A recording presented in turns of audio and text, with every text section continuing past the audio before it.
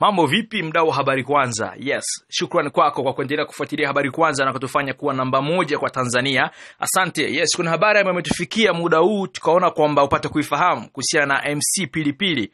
Sasa habari yenyewe sio nzuri, lakini kwa sababu kazi yetu si ni kufanya unapata habari kwa wakati, tunaomba tuifikishe kwako.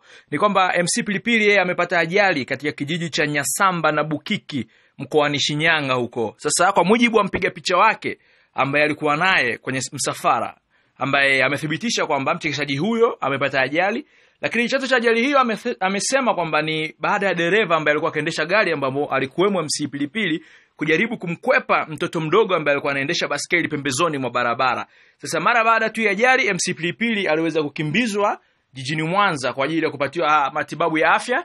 Yes, kama Watanzania kwa pamoja, wakati tunamwombea Tundu Lissu, tushikane tena mikono kwa pamoja, tumuombe na MC Pilipili ili aweze kupona mapema na aweze kuendelea na kazi yake, kwani ni Mtanzania mwenzetu na ni baba wa familia ambaye anategemewa. Yes, usisite kusubscribe channel yetu ya Habari Kwanza ili kuweza kupata habari kila ambapo zinatufikia. Habari Kwanza, habari